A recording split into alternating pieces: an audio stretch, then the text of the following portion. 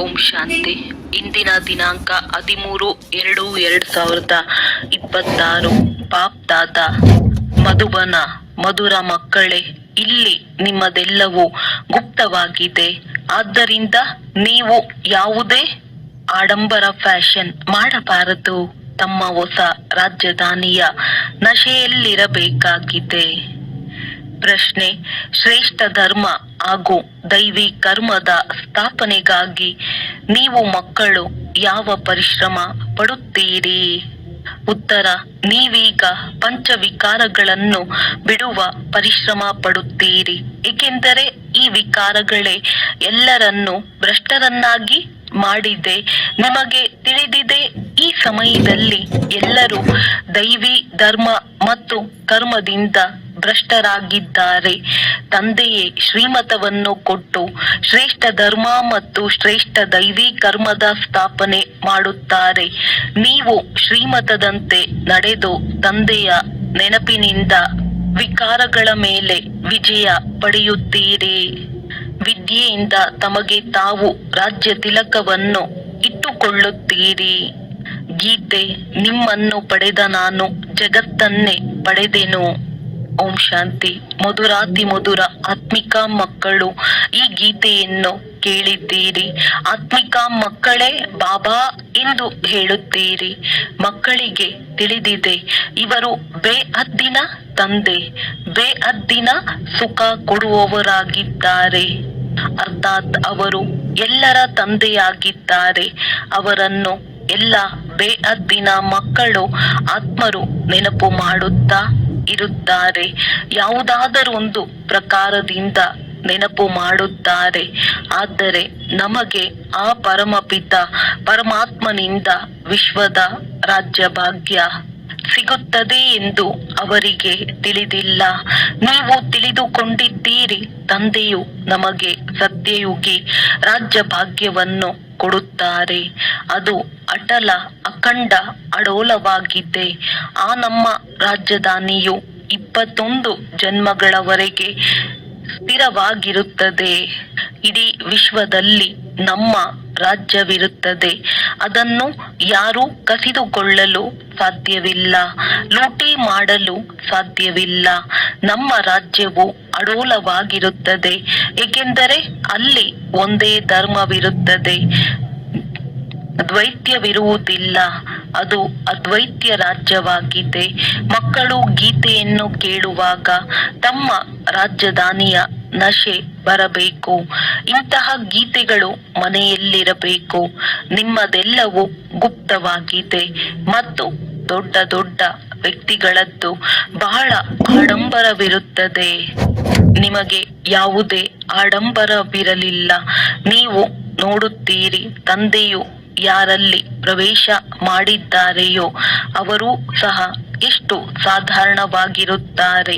ಇದನ್ನು ಮಕ್ಕಳು ತಿಳಿದುಕೊಂಡಿದ್ದೀರಿ. ಇಲ್ಲಿ ಪ್ರತಿಯೊಬ್ಬ ಮನುಷ್ಯನು ಅಸತ್ಯ ಚೀಚಿ ಕೆಲಸವನ್ನೇ ಮಾಡುತ್ತಾರೆ. ಆದ್ದರಿಂದ ಬುದ್ಧಿಹೀನರೆಂದು ಹೇಳಲಾಗುತ್ತದೆ. ಬುದ್ಧಿಗೆ ಬೀಗವು ಹಾಕಲ್ಪಟ್ಟಿದೆ. ನೀವು ಎಷ್ಟು ಬುದ್ಧಿವಂತರಾಗಿದ್ದೀರಿ, ವಿಶ್ವದ ಮಾಲೀಕರಾಗಿದ್ದೀರಿ. ಈಗ ಮಾಯೆಯು ಇಷ್ಟು ಬುದ್ಧಿಹೀನರನ್ನಾಗಿ ಮಾಡಿದೆ. ನೀವು ಯಾವುದೇ ಕೆಲಸಕ್ಕೆ ಬರುವುದಿಲ್ಲ. ತಂದೆಯ ಬಳಿ ಹೋಗುವುದಕ್ಕಾಗಿ ಯಜ್ಞ, ತಪ ಇತ್ಯಾದಿಗಳನ್ನು ಬಹಳ ಮಾಡುತ್ತಿರುತ್ತಾರೆ. ಆದರೆ ಸಿಗುವುದೇನೂ ಇಲ್ಲ. ಕೇವಲ ಹಾಗೆಯೇ ಅಲೆದಾಡುತ್ತಿರುತ್ತಾರೆ. ದಿನ ಪ್ರತಿದಿನ ಅಕಲ್ಯಾಣವೇ ಆಗುತ್ತಾ ಹೋಗುತ್ತದೆ. ಎಷ್ಟೆಷ್ಟು ಮನುಷ್ಯರು ತಮೋಪ್ರಧಾನರಾಗಿ ಬಿಡುವರೋ ಅಷ್ಟಷ್ಟು ಅಕಲ್ಯಾಣವಾಗಲೇಬೇಕಾಗಿದೆ. ಋಷಿ ಮುನಿ ಯಾರ ಗಾಯನವಿದೆಯೋ ಅವರು ಪವಿತ್ರರಾಗಿದ್ದರು. ಅವರೂ ಸಹ ಪರಮಾತ್ಮನ ಬಗ್ಗೆ ನಮಗೂ ಗೊತ್ತಿಲ್ಲವೆಂದು ಹೇಳುತ್ತಿದ್ದರು. ಈಗ ತಮೋಪ್ರಧಾನರಾಗಿ ಬಿಟ್ಟಿರುವುದರಿಂದ ಶಿವೋಹಂ ತತತ್ವಂ ಅರ್ಥಾತ್ ನಾನೇ ಶಿವ, ಪರಮಾತ್ಮನು ಸರ್ವವ್ಯಾಪಿಯಾಗಿದ್ದಾರೆ, ನನ್ನಲ್ಲಿ ನಿಮ್ಮಲ್ಲಿ ಎಲ್ಲರಲ್ಲಿದ್ದಾರೆ ಎಂದು ಹೇಳಿಬಿಡುತ್ತಾರೆ. ಅವರು ಕೇವಲ ಪರಮಾತ್ಮ ಎಂದು ಹೇಳಿಬಿಡುತ್ತಾರೆ ಎಂದು ಪರಮಪಿತನೆಂದು ಹೇಳುವುದಿಲ್ಲ. ಪರಮಪಿತನಿಗೆ ಸರ್ವವ್ಯಾಪಿ ಎಂದು ಹೇಳುವುದು ತಪ್ಪಾಗಿ ಬಿಡುತ್ತದೆ. ಆದ್ದರಿಂದ ಈಶ್ವರ ಅಥವಾ ಪರಮಾತ್ಮ ಎಂದು ಹೇಳಿಬಿಡುತ್ತಾರೆ. ಪಿತಾ ಎಂಬ ಶಬ್ದವು ಬುದ್ಧಿಯಲ್ಲಿ ಬರುವುದಿಲ್ಲ. ಬಲೆ ಕೆಲವರು ಹೇಳುತ್ತಾರೆ, ಆದರೆ ನಾಮ ಮಾತ್ರ. ಒಂದು ವೇಳೆ ಪರಮಪಿತನೆಂದು ತಿಳಿದಿದ್ದೇ ಆದರೆ ಬುದ್ಧಿಯು ಒಮ್ಮೆಲೇ ಜಾಗೃತವಾಗುವುದು. ತಂದೆಯು ಸ್ವರ್ಗದ ಆಸ್ತಿಯನ್ನು ಕೊಡುತ್ತಾರೆ. ಅವರು ಸ್ವರ್ಗದ ರಚಯಿತನಾಗಿದ್ದಾರೆ ಅಂದ ಮೇಲೆ ನಾವು ನರಕದಲ್ಲೇಕೆ ಬಿದ್ದಿದ್ದೇವೆ? ನಾವೀಗ ಮುಕ್ತಿ ಜೀವನ್ಮುಕ್ತಿಯನ್ನು ಹೇಗೆ ಪಡೆಯಬಹುದು ಎಂಬುದು ಯಾರ ಬುದ್ಧಿಯಲ್ಲಿಯೂ ಬರುವುದಿಲ್ಲ. ಆತ್ಮವು ಪತಿತವಾಗಿ ಬಿಟ್ಟಿದೆ. ಮೊದಲು ಆತ್ಮವು ಸತೋಪ್ರಧಾನ ಬುದ್ಧಿವಂತನಾಗಿರುತ್ತದೆ. ನಂತರ ಸತೋ ರಜೋ ತಮೋದಲ್ಲಿ ಬರುತ್ತದೆ, ಬುದ್ಧಿಹೀನವಾಗಿ ಬಿಡುತ್ತದೆ. ಈಗ ನಿಮಗೆ ತಿಳುವಳಿಕೆ ಬಂದಿದೆ. ತಂದೆಯು ನಮಗೆ ಈ ಸ್ಮೃತಿಯನ್ನು ತರಿಸಿದ್ದಾರೆ. ಯಾವಾಗ ಹೊಸ ಪ್ರಪಂಚ ಭಾರತವಾಗಿತ್ತೋ ಆಗ ನಮ್ಮ ರಾಜ್ಯವಿತ್ತು. ಒಂದೇ ಮತ, ಒಂದೇ ಭಾಷೆ, ಒಂದೇ ಧರ್ಮ, ಒಬ್ಬರೇ ಮಹಾರಾಜ ಮಹಾರಾಣಿಯ ರಾಜ್ಯವಿತ್ತು. ನಂತರ ದ್ವಾಪರದಲ್ಲಿ ವಾಮ ಮಾರ್ಗವು ಆರಂಭವಾಗುತ್ತದೆ. ನಂತರ ಪ್ರತಿಯೊಬ್ಬರ ಕರ್ಮಗಳ ಮೇಲೆ ಅವಲಂಬಿತವಾಗಿ ಬಿಡುತ್ತದೆ. ಕರ್ಮಗಳ ಅನುಸಾರ ಒಂದು ಶರೀರವನ್ನು ಬಿಟ್ಟು ಇನ್ನೊಂದನ್ನು ತೆಗೆದುಕೊಳ್ಳುತ್ತಾರೆ. ಈಗ ತಂದೆಯು ತಿಳಿಸುತ್ತಾರೆ, ನಾನು ನಿಮಗೆ ಇಂತಹ ಕರ್ಮವನ್ನು ಕಲಿಸುತ್ತೇನೆ. ಅದರಿಂದ ನೀವು 21 ಜನ್ಮಗಳು ರಾಜ್ಯ ಭಾಗ್ಯವನ್ನು ಪಡೆಯುತ್ತೀರಿ. ಬಲೆ ಅಲ್ಲಿಯೂ ಲೌಕಿಕ ತಂದೆಯೂ ಸಿಗುತ್ತಾರೆ. ಆದರೆ ಅಲ್ಲಿ ಈ ರಾಜಧಾನಿಯ ಆಸ್ತಿಯು ಬೇಹದ್ದಿನ ತಂದೆಯಿಂದ ಸಿಕ್ಕಿದೆ ಎಂಬ ಜ್ಞಾನವಿರುವುದಿಲ್ಲ.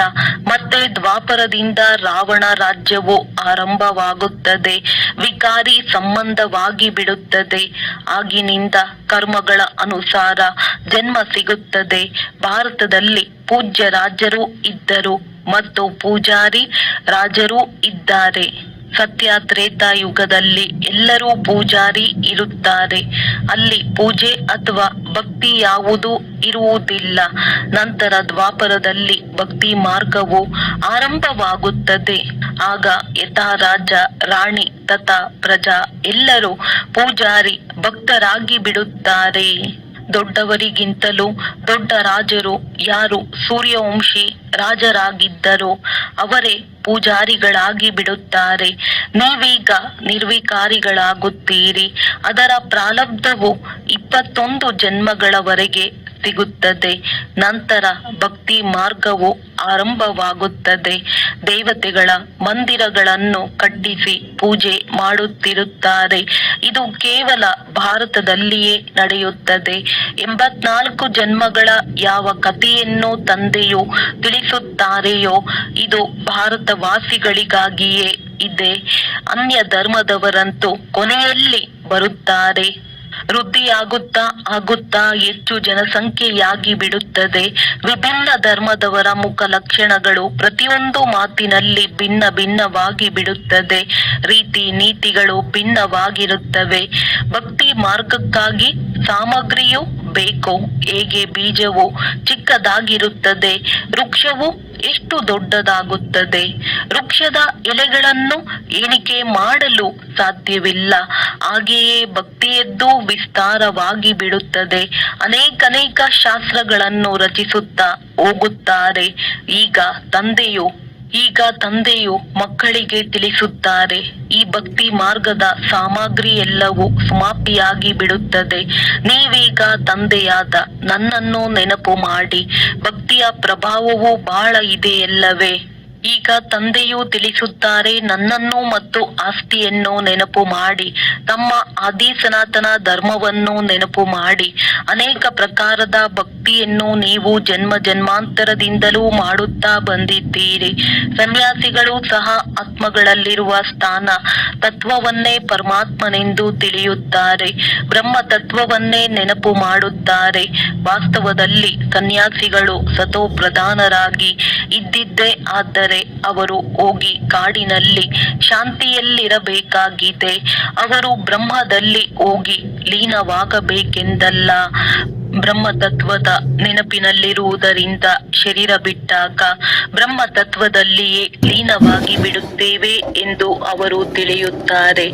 ಆದರೆ ತಂದೆಯು ತಿಳಿಸುತ್ತಾರೆ, ಯಾರೂ ಲೀನವಾಗಲು ಸಾಧ್ಯವಿಲ್ಲ. ಆತ್ಮವು ಅವಿನಾಶಿಯಲ್ಲವೇ? ಅಂದ ಮೇಲೆ ಅದು ಹೇಗೆ ಲೀನವಾಗುತ್ತದೆ? ಭಕ್ತಿ ಮಾರ್ಗದಲ್ಲಿ ಎಷ್ಟೊಂದು ಕೆಡಿಸುತ್ತಾರೆ.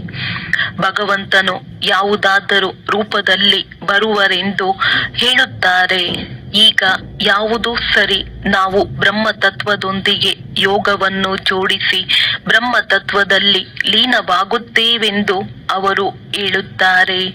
ಗೃಹಸ್ಥ ಧರ್ಮದವರು ಹೇಳುತ್ತಾರೆ, ಭಗವಂತನು ಯಾವುದಾದರೊಂದು ರೂಪದಲ್ಲಿ ಪತಿತರನ್ನು ಪಾವನ ಮಾಡಲು ಬರುತ್ತಾರೆ. ಮೇಲಿನಿಂದ ಪ್ರೇರಣೆಯ ಮೂಲಕವೇ ಕಲಿಸುತ್ತಾರೆಂದಲ್ಲ. ಶಿಕ್ಷಕರು ಮನೆಯಲ್ಲಿಯೇ ಕುಳಿತು ಪ್ರೇರಣೆ ಕೊಡುವರೆ? ಪ್ರೇರಣೆ ಶಬ್ದವೇ ಇಲ್ಲ. ಪ್ರೇರಣೆಯಿಂದ ಯಾವುದೇ ಕೆಲಸವಾಗುವುದಿಲ್ಲ. ಬಲೆ ಶಂಕರನ ಪ್ರೇರಣೆಯ ಮೂಲಕ ವಿನಾಶವೆಂದು ಹೇಳಲಾಗುತ್ತದೆ. ಆದರೆ ಇದು ಡ್ರಾಮಾದಲ್ಲಿ ನಿಗದಿಯಾಗಿದೆ. ಅವರಂತೂ ಈ ಅಣ್ವಸ್ತ್ರ ಇತ್ಯಾದಿಗಳನ್ನು ತಯಾರಿಸಲೇಬೇಕಾಗಿದೆ. ಇದು ಕೇವಲ ಮಹಿಮೆಯನ್ನು ಆಡಲಾಗುತ್ತದೆ. ಯಾರೂ ಸಹ ತಮ್ಮ ಹಿರಿಯರ ಮಹಿಮೆಯನ್ನು ಅರಿತುಕೊಂಡಿಲ್ಲ. ಧರ್ಮ ಸ್ಥಾಪಕರಿಗೂ ಸಹ ಗುರುವೆಂದು ಹೇಳಿಬಿಡುತ್ತಾರೆ. ಆದರೆ ಅವರು ಕೇವಲ ಧರ್ಮ ಸ್ಥಾಪನೆ ಮಾಡುತ್ತಾರೆ. ಯಾರು ಸದ್ಗತಿ ಮಾಡುವರೋ ಅವರಿಗೆ ಗುರುವೆಂದು ಹೇಳಲಾಗುತ್ತದೆ. ಧರ್ಮ ಸ್ಥಾಪಕರಂತೂ ಕೇವಲ ಧರ್ಮ ಸ್ಥಾಪನೆ ಮಾಡಲು ಬರುತ್ತಾರೆ. ಅವರ ಹಿಂದೆ ಅವರ ವಂಶಾವಳಿಯು ಬರಲಾರಂಭಿಸುತ್ತದೆ. ಆದರೆ ಅವರು ಯಾರದೇ ಸದ್ಗತಿ ಮಾಡುವುದಿಲ್ಲ. ಅಂದ ಮೇಲೆ ಅವರಿಗೆ ಗುರುವೆಂದು ಹೇಗೆ ಹೇಳುತ್ತೀರಿ? ಸತ್ಯವಾದ ಗುರು ಒಬ್ಬರೇ ಆಗಿದ್ದಾರೆ. ಅವರಿಗೆ ಸರ್ವರ ಸದ್ಗತಿದಾತ ಎಂದು ಹೇಳಲಾಗುತ್ತದೆ. ಭಗವಂತ ತಂದೆಯೇ ಬಂದು ಎಲ್ಲರ ಸದ್ಗತಿ ಮಾಡುತ್ತಾರೆ. ಮುಕ್ತಿ ಜೀವನ್ ಮುಕ್ತಿಯನ್ನು ಕೊಡುತ್ತಾರೆ. ಅವರ ನೆನಪು ಎಂದು ಯಾರಿಂದಲೂ ಬಿಡಿಸಲು ಸಾಧ್ಯವಿಲ್ಲ. ಬಲೆ ಪತಿಯೊಂದಿಗೆ ಎಷ್ಟೇ ಪ್ರೀತಿ ಇದ್ದರೂ ಸಹ ಏ ಭಗವಂತ, ಏ ಈಶ್ವರ ಎಂದು ಖಂಡಿತವಾಗಿ ಹೇಳುತ್ತಾರೆ. ಏಕೆಂದರೆ ಅವರೇ ಸರ್ವರ ಸದ್ಗತಿದಾತನಾಗಿದ್ದಾರೆ. ತಂದೆಯು ಕುಳಿತು ತಿಳಿಸುತ್ತಾರೆ, ಇದೆಲ್ಲವೂ ರಚನೆಯಾಗಿದೆ. ರಚಯಿತ ತಂದೆಯು ನಾನಾಗಿದ್ದೇನೆ. ಎಲ್ಲರಿಗೆ ಸುಖ ಕೊಡುವವರು ಒಬ್ಬರೇ ತಂದೆಯಾದರೂ ಸಹೋದರರು ಸಹೋದರನಿಗೆ ಆಸ್ತಿ ಕೊಡಲು ಸಾಧ್ಯವಿಲ್ಲ. ಯಾವಾಗಲೂ ಆಸ್ತಿಯು ತಂದೆಯಿಂದಲೇ ಸಿಗುತ್ತದೆ. ನೀವೆಲ್ಲ ಬೇಅದ್ದಿನ ಮಕ್ಕಳಿಗೆ ಬೇಅದ್ದಿನ ಆಸ್ತಿಯನ್ನು ಕೊಡುತ್ತೇನೆ. ಆದ್ದರಿಂದಲೇ ಏ ಪರಮಪಿತ, ಕ್ಷಮೆ ಮಾಡಿ ದಯೆ ತೋರಿಸಿ ಎಂದು ನನ್ನನ್ನು ನೆನಪು ಮಾಡುತ್ತಾರೆ. ಆದರೆ ತಿಳಿದುಕೊಳ್ಳುವುದೇನು ಇಲ್ಲ. ಭಕ್ತಿ ಮಾರ್ಗದಲ್ಲಿ ಅನೇಕ ಪ್ರಕಾರದ ಮಹಿಮೆ ಮಾಡುತ್ತಾರೆ. ಇದು ಸಹ ಡ್ರಾಮಾ ಅನುಸಾರ ತಮ್ಮ ಪಾತ್ರವನ್ನಭಿನಯಿಸುತ್ತಿರುತ್ತಾರೆ. ತಂದೆಯು ತಿಳಿಸುತ್ತಾರೆ, ನಾನು ಇವರ ಕೂಗಿಗೆ ಬರುವುದಿಲ್ಲ. ನಾನು ಬರುವುದು ಡ್ರಾಮಾದಲ್ಲಿ ನಿಗದಿಯಾಗಿದೆ. ಡ್ರಾಮಾದಲ್ಲಿ ನಾನು ಬರುವ ಪಾತ್ರವು ನಿಶ್ಚಿತವಾಗಿದೆ. ಅನೇಕ ಧರ್ಮಗಳ ವಿನಾಶ ಒಂದು ಧರ್ಮದ ಸ್ಥಾಪನೆ, ಅಥವಾ ಕಲಿಯುಗದ ವಿನಾಶ ಸತ್ಯಯುಗದ ಸ್ಥಾಪನೆ ಮಾಡಬೇಕಾಗುತ್ತದೆ. ನಾನು ನನ್ನ ಸಮಯದಲ್ಲಿ ನಾನಾಗಿಯೇ ಬರುತ್ತೇನೆ. ಈ ಭಕ್ತಿ ಮಾರ್ಗವು ಡ್ರಾಮಾದಲ್ಲಿ ಪಾತ್ರವಿದೆ. ಈಗ ಭಕ್ತಿ ಮಾರ್ಗದ ಪಾತ್ರವು ಪೂರ್ಣವಾಯಿತು. ಆದ್ದರಿಂದ ನಾನು ಬಂದಿದ್ದೇನೆ. ಮಕ್ಕಳು ಹೇಳುತ್ತೀರಿ, ನಾವೀಗ ಅರಿತುಕೊಂಡೆವು. 5,000 ವರ್ಷಗಳ ನಂತರ ಪುನಃ ತಮ್ಮ ಜೊತೆ ಮಿಲನ ಮಾಡಿದ್ದೇವೆ. ಕಲ್ಪದ ಮೊದಲು ಸಹ ಬಾಬಾ ತಾವು ಬ್ರಹ್ಮರವರ ತನುವಿನಲ್ಲಿಯೇ ಬಂದಿದ್ದೀರಿ. ಈ ಜ್ಞಾನವು ನಿಮಗೆ ಈಗ ಸಿಗುತ್ತದೆ, ಮತ್ತೆಂದೂ ಸಿಗುವುದಿಲ್ಲ. ಇದು ಜ್ಞಾನ, ಅದು ಭಕ್ತಿಯಾಗಿದೆ. ಜ್ಞಾನದ್ದು ಪ್ರಾರಬ್ಧ ಏರುವ ಕಲೆಯಾಗಿದೆ. ಸೆಕೆಂಡಿನಲ್ಲಿ ಜೀವನ್ಮುಕ್ತಿ ಎಂದು ಹೇಳಲಾಗುತ್ತದೆ. ಜನಕನಿಗೆ ಸೆಕೆಂಡಿನಲ್ಲಿ ಜೀವನ್ಮುಕ್ತಿ ಸಿಕ್ಕಿದಲ್ಲವೇ? ಈ ಶಬ್ದವೂ ಇದೆ. ರಾಧೆಯು ಹೋಗಿ ಅನುರಾಧೆಯಾಗುತ್ತಾಳೆ. ಈ ಜ್ಞಾನದಿಂದ ಜನಕನೂ ಸಹ ಹೋಗಿ ಸೀತೆಯ ತಂದೆ ಅನುಜನಕನಾದನು. ಇದನ್ನು ಒಂದು ಉದಾಹರಣೆ ನೀಡಿದ್ದಾರೆ, ಆದರೆ ಏನನ್ನೂ ತಿಳಿದುಕೊಂಡಿಲ್ಲ. ಜನಕನು ಸೆಕೆಂಡಿನಲ್ಲಿ ಜೀವನ್ಮುಕ್ತಿ ಪಡೆದನೆಂದು ಹೇಳುತ್ತಾರೆ. ಅಂದರೆ ಕೇವಲ ಒಬ್ಬ ಜನಕನೇ ಜೀವನ್ಮುಕ್ತಿಯನ್ನು ಪಡೆದನೆ. ಜೀವನ್ಮುಕ್ತಿ ಎಂದರೆ ಈ ರಾವಣ ರಾಜ್ಯದಿಂದ ಜೀವನವನ್ನು ಮುಕ್ತ ಮಾಡುತ್ತಾರೆ. ತಂದೆಗೆ ಗೊತ್ತಿದೆ ಈಗ ಎಲ್ಲ ಮಕ್ಕಳದ್ದು ಎಷ್ಟೊಂದು ದುರ್ಗತಿಯಾಗಿ ಬಿಟ್ಟಿದೆ. ಪುನಃ ಅವರ ಸದ್ಗತಿಯಾಗಬೇಕಾಗಿದೆ. ದುರ್ಗತಿಯಿಂದ ಮತ್ತೆ ಶ್ರೇಷ್ಠ ಗತಿ ಅರ್ಥಾತ್ ಮುಕ್ತಿ ಜೀವನ್ ಮುಕ್ತಿಯನ್ನು ಪಡೆಯುತ್ತೀರಿ. ಮೊದಲು ಮುಕ್ತಿಯಲ್ಲಿ ಹೋಗಿ ನಂತರ ಜೀವನ್ ಮುಕ್ತಿಯಲ್ಲಿ ಬರುತ್ತೀರಿ. ಶಾಂತಿಧಾಮದಿಂದ ಮತ್ತೆ ಸುಖಧಾಮದಲ್ಲಿ ಬರುತ್ತೀರಿ. ಈ ಚಕ್ರದ ಎಲ್ಲಾ ರಹಸ್ಯವನ್ನು ತಂದೆಯು ತಿಳಿಸಿದ್ದಾರೆ. ನಿಮ್ಮ ಜೊತೆ ಅನ್ಯ ಧರ್ಮದವರು ಬರತೊಡಗುತ್ತಾರೆ. ಮನುಷ್ಯ ಸೃಷ್ಟಿಯು ವೃದ್ಧಿಯಾಗತೊಡಗುತ್ತದೆ. ತಂದೆಯು ತಿಳಿಸುತ್ತಾರೆ, ಈ ಸಮಯದಲ್ಲಿ ಈ ಮನುಷ್ಯ ಸೃಷ್ಟಿಯ ವೃಕ್ಷವು ತಮೋಪ್ರಧಾನ ಜಡ್ಜಡೀಭೂತವಾಗಿ ಬಿಟ್ಟಿದೆ. ಆದಿ ಸನಾತನ ದೇವಿ ದೇವತಾ ಧರ್ಮದ ಬುನಾದಿಯೇ ಕಡಿಲವಾಗಿ ಬಿಟ್ಟಿದೆ. ಉಳಿದೆಲ್ಲ ಧರ್ಮಗಳು ನಿಂತಿವೆ. ಭಾರತದಲ್ಲಿ ಯಾರೊಬ್ಬರೂ ಸಹ ತಮ್ಮನ್ನು ಆದಿ ಸನಾತನ ದೇವಿ ದೇವತಾ ಧರ್ಮದವರೆಂದು ತಿಳಿಯುವುದಿಲ್ಲ. ದೇವತಾ ಧರ್ಮದವರೇ ಆಗಿದ್ದಾರೆ. ಆದರೆ ಈ ಸಮಯದಲ್ಲಿ ಯಾರೂ ಸಹ ನಾವು ಆದಿ ಸನಾತನ ದೇವಿ ದೇವತಾ ಧರ್ಮದವರಾಗಿದ್ದೇವೆಂದು ತಿಳಿಯುವುದಿಲ್ಲ. ಏಕೆಂದರೆ ದೇವತೆಗಳು ಪವಿತ್ರರಾಗಿದ್ದರು.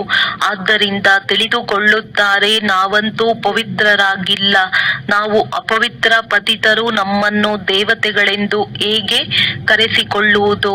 ಹಿಂದೂಗಳೆಂಬುದು ಸಹ ಡ್ರಾಮಾದ ಪ್ಲಾನ್ ಅನುಸಾರ ಪದ್ಧತಿಯಾಗಿ ಬಿಡುತ್ತದೆ. ಜನಗಣತಿಯಲ್ಲಿಯೂ ಹಿಂದೂ ಧರ್ಮವೆಂದು ಬರೆದು ಬಿಡುತ್ತಾರೆ. ಬಲೆ ಗುಜರಾತಿನವರಾಗಿದ್ದರೂ ಸಹ ಹಿಂದೂ ಗುಜರಾತಿ ಎಂದು ಹೇಳಿಬಿಡುತ್ತಾರೆ. ಹಿಂದೂ ಧರ್ಮವು ಎಲ್ಲಿಂದ ಬಂದಿತೆಂದು ಅವರನ್ನು ಕೇಳಿದರೆ ಚೆನ್ನಾಗಿರುತ್ತದೆ. ಯಾರಿಗೂ ಸಹ ಗೊತ್ತಿಲ್ಲ. ಕೇವಲ ನಮ್ಮ ಧರ್ಮವನ್ನು ಕೃಷ್ಣನು ಸ್ಥಾಪನೆ ಮಾಡಿದನೆಂದು ಹೇಳಿಬಿಡುತ್ತಾರೆ. ಯಾವಾಗ? ದ್ವಾಪರದಲ್ಲಿಯೇ ಇವರು ತಮ್ಮ ಧರ್ಮವನ್ನು ಮರೆತು ಹಿಂದೂಗಳೆಂದು ಕರೆಸಿಕೊಳ್ಳಲು ತೊಡಗಿದ್ದಾರೆ. ಆದ್ದರಿಂದ ದೈವಿ ಧರ್ಮ ಭ್ರಷ್ಟರಾಗಿದ್ದಾರೆಂದು ಹೇಳಲಾಗುತ್ತದೆ.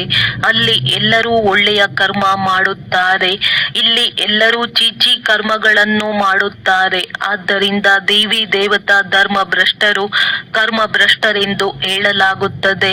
ಈಗ ಪುನಃ ಶ್ರೇಷ್ಠ ಧರ್ಮ, ಶ್ರೇಷ್ಠ ದೈವಿ ಕರ್ಮದ ಸ್ಥಾಪನೆಯಾಗುತ್ತಿದೆ. ಆದ್ದರಿಂದ ಈಗ ಈ ಪಂಚವಿಕಾರಗಳನ್ನು ಬಿಡುತ್ತಾ ಹೋಗಿ ಎಂದು ತಂದೆಯು ಹೇಳುತ್ತಾರೆ. ಈ ವಿಕಾರಗಳು ಅರ್ಧ ಕಲ್ಪದಿಂದಲೂ ಇವೆ. ಇದೊಂದು ಜನ್ಮದಲ್ಲಿ ಇವನ್ನು ಬಿಡುವುದರಲ್ಲಿಯೇ ಪರಿಶ್ರಮವಾಗುತ್ತದೆ. ಪರಿಶ್ರಮವಿಲ್ಲದೆ ವಿಶ್ವದ ರಾಜ್ಯ ಭಾಗ್ಯವೂ ಸಿಗುವುದಿಲ್ಲ. ತಂದೆಯನ್ನು ನೆನಪು ಮಾಡಿದಾಗಲೇ ನೀವು ತಮಗೆ ರಾಜ್ಯ ತಿಲಕವನ್ನು ಇಟ್ಟುಕೊಳ್ಳುತ್ತೀರಿ, ಅರ್ಥಾತ್ ರಾಜಧಾನಿಗೆ ಅಧಿಕಾರಿಗಳಾಗುತ್ತೀರಿ. ಎಷ್ಟು ಚೆನ್ನಾಗಿ ನೆನಪಿನಲ್ಲಿರುತ್ತೀರೋ, ಶ್ರೀಮತದಂತೆ ನಡೆಯುತ್ತೀರೋ, ಅಷ್ಟು ನೀವು ರಾಜರಿಗೂ ರಾಜರಾಗುತ್ತೀರಿ. ಓದಿಸುವಂತ ಶಿಕ್ಷಕರು ಓದಿಸಲು ಬಂದಿದ್ದಾರೆ. ಇದು ಮನುಷ್ಯರಿಂದ ದೇವತೆಯಾಗುವ ಪಾಠಶಾಲೆಯಾಗಿದೆ. ತಂದೆಯು ನರನಿಂದ ನಾರಾಯಣನಾಗುವ ಕಥೆಯನ್ನು ತಿಳಿಸುತ್ತಾರೆ. ಈ ಕಥೆಯು ಎಷ್ಟು ಪ್ರಸಿದ್ಧವಾಗಿದೆ. ಇದಕ್ಕೆ ಅಮರ ಕಥೆ, ಸತ್ಯನಾರಾಯಣನ ಕಥೆ, ಮೂರನೇ ನೇತ್ರದ ಕಥೆ ಎಂತಲೂ ಹೇಳುತ್ತಾರೆ. ಮೂರರ ಅರ್ಥವನ್ನು ತಂದೆಯು ತಿಳಿಸುತ್ತಾರೆ. ಭಕ್ತಿ ಮಾರ್ಗದ ಕಥೆಗಳು ಬಹಳಷ್ಟಿದೆ ಅಂದಾಗ ನೋಡಿ, ಈ ಗೀತೆಯು ಎಷ್ಟು ಚೆನ್ನಾಗಿದೆ. ಬಾಬಾ ನಮ್ಮನ್ನು ಇಡೀ ವಿಶ್ವದ ಮಾಲೀಕರನ್ನಾಗಿ ಮಾಡುತ್ತಾರೆ. ಯಾವ ಮಾಲೀಕತ್ವವನ್ನು ಯಾರೂ ಲೂಟಿ ಮಾಡಲು ಸಾಧ್ಯವಿಲ್ಲ. ಒಳ್ಳೆಯದು. ಮಧುರಾತಿ ಮಧುರ ಅಗಲಿ ಹೋಗಿ ಮರಳಿ ಸಿಕ್ಕಿರುವ ಮಕ್ಕಳ ಪ್ರತಿ ಮಾತ್ಪಿತಾ ಬಾಪ್ದಾದರವರ ನೆನಪು, ಪ್ರೀತಿ ಹಾಗೂ ಸುಪ್ರಭಾತ. ಆತ್ಮಿಕ ಮಕ್ಕಳಿಗೆ ಆತ್ಮಿಕ ತಂದೆಯ ನಮಸ್ತೆ. ಧಾರಣೆಗಾಗಿ ಮುಖ್ಯ ಸಾರ. ಸದಾ ಈ ಸ್ಮೃತಿಯನ್ನಿಟ್ಟುಕೊಳ್ಳಬೇಕು. ನಾವು ಒಂದು ಮತ, ಒಂದು ರಾಜ್ಯ, ಒಂದು ಧರ್ಮದ ಸ್ಥಾಪನೆಗೆ ನಿಮಿತ್ತರಾಗಿದ್ದೇವೆ. ಆದ್ದರಿಂದ ಏಕಮತವಾಗಿರಬೇಕಾಗಿದೆ. ಸ್ವಯಂಗೆ ರಾಜ್ಯ ತಿಲಕವನ್ನು ಇಟ್ಟುಕೊಳ್ಳಲು ವಿಕಾರಗಳನ್ನು ಬಿಡುವ ಪರಿಶ್ರಮ ಪಡಬೇಕಾಗಿದೆ. ವಿದ್ಯೆಯ ಮೇಲೆ ಪೂರ್ಣ ಗಮನ ಕೊಡಬೇಕಾಗಿದೆ. ವರದಾನ: ಕರ್ಮಾತೀತ ಸ್ಥಿತಿಯಲ್ಲಿ ಸ್ಥಿತರಾಗಿದ್ದು ನಾಲ್ಕು ಕಡೆಯ ಸೇವೆಗಳನ್ನು ನಿರ್ವಹಿಸುವಂತಹ ಸಿದ್ಧಿ ಸ್ವರೂಪ ಭವ. ಮುಂದೆ ನಡೆದಂತೆ ನಾಲ್ಕು ಕಡೆಯ ಸೇವೆಗಳ ವಿಸ್ತಾರವನ್ನು ನಿರ್ವಹಣೆ ಮಾಡುವುದಕ್ಕಾಗಿ ಭಿನ್ನ ಭಿನ್ನ ಸಾಧನಗಳನ್ನು ಉಪಯೋಗಿಸಬೇಕಾಗುವುದು. ಏಕೆಂದರೆ ಆ ಸಮಯದಲ್ಲಿ ಪತ್ರ ವ್ಯವಹಾರ ಅಥವಾ ಟೆಲಿಫೋನ್ ಇತ್ಯಾದಿಗಳು ಕೆಲಸಕ್ಕೆ ಬರುವುದಿಲ್ಲ. ಇಂತಹ ಸಮಯದಲ್ಲಿ ವೈರ್ಲೆಸ್ ಸೆಟ್ ಇರಬೇಕು. ಇದಕ್ಕಾಗಿ ಈಗೀಗ ಕರ್ಮಯೋಗಿ, ಈಗೀಗ ಕರ್ಮಾತೀತ ಸ್ಥಿತಿಯಲ್ಲಿ ಸ್ಥಿತರಾಗುವ ಅಭ್ಯಾಸವನ್ನು ಮಾಡಿದಾಗಲೇ ನಾಲ್ಕು ಕಡೆಯಲ್ಲಿ ಸಂಕಲ್ಪದ ಸಿದ್ಧಿಯ ಮೂಲಕ ಸೇವೆಯಲ್ಲಿ ಸಹಯೋಗಿ ಆಗಬಹುದು. ಸ್ಲೋಗನ್: ಪರಮಾತ್ಮನ ಪ್ರೀತಿಯ ಪಾಲನೆಯ ಸ್ವರೂಪ ತಮ್ಮ ಸಹಜ ಯೋಗಿ ಜೀವನವಾಗಿದೆ. ಅವ್ಯಕ್ತ ಸೂಚನೆ: ಏಕತೆ ಮತ್ತು ವಿಶ್ವಾಸದ ಗುಣಲಕ್ಷಣಗಳ ಮೂಲಕ ಸಫಲತಾ ಸಂಪನ್ನರಾಗಿರಿ. ಪ್ರತಿಯೊಬ್ಬರೂ ಎರಡು ಮಾತುಗಳನ್ನು ವಿಶೇಷ ಗಮನವಿಟ್ಟುಕೊಳ್ಳಬೇಕು. ಒಂದು, ಸದಾ ಸಂಸ್ಕಾರಗಳನ್ನು ಮಿಲನ ಮಾಡುವ ಏಕತೆ. ಇನ್ನೊಂದು, ಒಬ್ಬರಿನ್ನೊಬ್ಬರಲ್ಲಿ ವಿಶ್ವಾಸವಿಟ್ಟು ಸದಾ ಸಂತುಷ್ಟರಾಗಿರಬೇಕು ಮತ್ತು ಎಲ್ಲರನ್ನೂ ಸಂತುಷ್ಟರನ್ನಾಗಿ ಮಾಡಬೇಕು.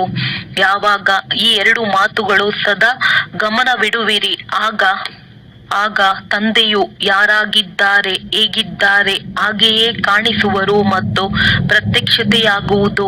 ಒಳ್ಳೆಯದು. ಓಂ ಶಾಂತಿ.